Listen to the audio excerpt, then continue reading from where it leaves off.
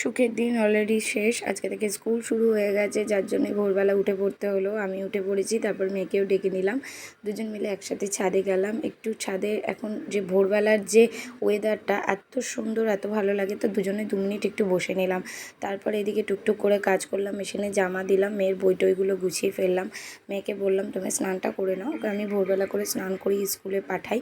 এবারে তারপরে okay ready করে দিচ্ছি। ঝট করে রেডি হয়ে নিয়ে সানস্ক্রিন মেখে নিল। সানস্ক্রিন তো মাখতেই লাগবে, যা গরম পড়েছে আর যা রোদের টেম্পার। তো এদিকেও আমি টুকটুক করে কাজ করতে হচ্ছে, সাথে সাথে জলের বোতলগুলো ঝটপট ভরে নিচ্ছি। এবার টিফিনে আজকে কেক নেবে, আর কি যেন ওটা হচ্ছে অরিও বিস্কুট।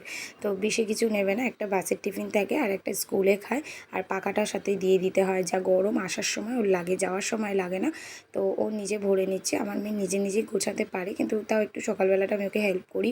আর একটা বোতলে, ছোট্ট বোতলে আমি একটু গ্লুকন্ডি করে দিচ্ছি, ও যাতে ওটা খেয়ে নিতে পারে। একটু দরকার গ্লুকন্ডিটার সাথে, ওটাও দিয়ে দিই। আর একটা বড় 1 লিটারের জলের বোতল দিই সাথে।